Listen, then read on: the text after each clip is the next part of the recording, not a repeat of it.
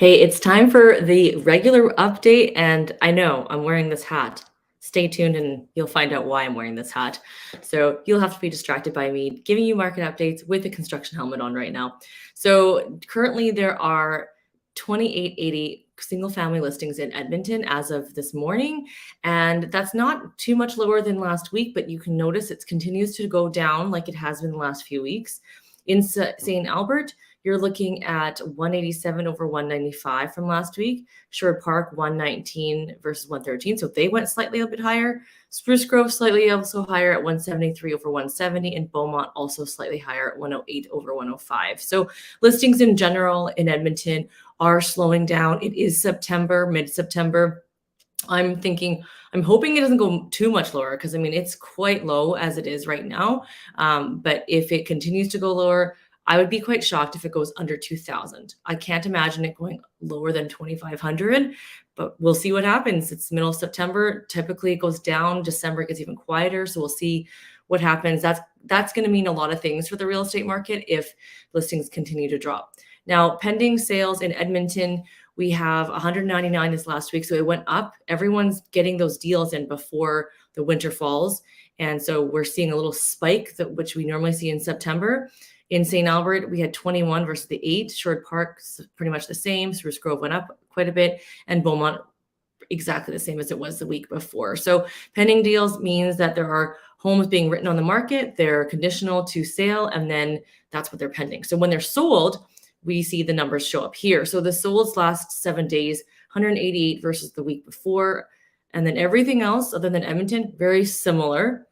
With the exception of Beaumont was almost more than double in sales in the last week. Now, compared to last year, we had 188 versus 182, very similar to last year. All of our numbers, St. Albert, Sherwood Park, Spruce Grove, and Beaumont all had the same. So if you're wondering how we're doing compared to last year, we're now pretty much on par. We've been kind of like meeting up, and now it's September, and September, it's pretty much the same. So the big difference in 2023 was we had a slow start. 2022, we had an insanely fast start, but everything right now has all equaled out. And why am I wearing this Sterling construction hat? I'm heading out to one of the new areas in Beaumont here in less than an hour to take a look at some brand new show homes that Sterling's putting out. There's a brand new neighborhood in Beaumont.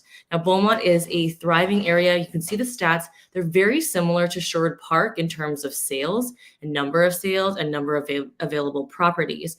I'm taking a look at 8 show homes. So if you want to take a preview of them, pop onto our Instagram. I'll do some previews, but I'm also going to save some of that content to put out there later. And I will be doing a video later to talk about the Le Rêve neighborhood. It's a brand new area in Beaumont and has lots to offer, but it's definitely still in construction. So we don't encourage anyone to go out there quite yet. There is a grand opening at the end of the month. So that one is definitely worth checking out. That's why I'm wearing this hat. So now that I've said my piece, I'm going to take this hat off because it's not really necessary. If you have questions and you're watching live, let me know if you have any questions about the sale. So I want to talk a little bit more about the active listings in Edmonton. The active listings at 2880, that is single family properties. That's not including condos. When you look at the properties available for sale, I want to give you some context of what this means. 2,880 single family listings, and you've got 4,300 realtors in Edmonton. So you can understand that not every realtor in Edmonton is going to have something to sell if they sold single family only. And it's by almost double the amount.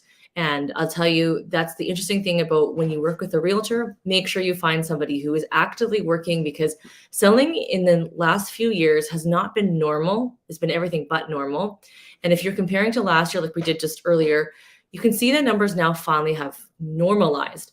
But if you look pre-pandemic, our market was also a certain specific way as well too. And this is now following suit of what it used to be. So September, October, the last influx before the dreaded snow starts to fly. Then after that, we see a lot of quiet down. Now, can houses not sell in November, December? No, that's not true. If you're a buyer holding out and waiting for the best deal, well, you could wait until the winter, but you're not going to have as much choice.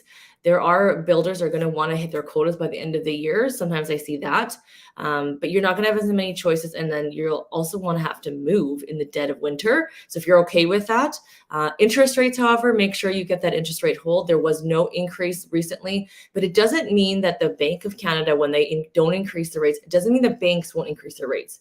That you need to talk to a mortgage broker about, because they'll have the intel if the rates are still going to go up. If you do a rate hold as of today, you have a 120-day rate hold that takes you all the way till the end of this year. Because if you look at September to December, I think we're roughly about 120 days out. So if you lock in your rate today, you have all the way to the end of the year to purchase a home to move into. So I'd highly recommend looking into a pre-approval for locking in your rate. Because if the rates do, for whatever reason, go down in October, you get the lower rate. It's not like you're going to get held to the higher rate. So if you don't understand how the interest rate hold works, make sure to check that out that way. And if you have any other questions, comment down below, send us a DM or an email. Be happy to talk to you about how your listing will sell in this market. If you're looking at a single family home listing, when is the best time to sell? People always ask me that. And I always say the best time to sell, the best time to buy is when you need to sell or buy. So if you're just holding on to that property, for all you people who are from Ontario or BC, if you hold on to that property in Toronto, for example, for 10 minutes, your equity goes up.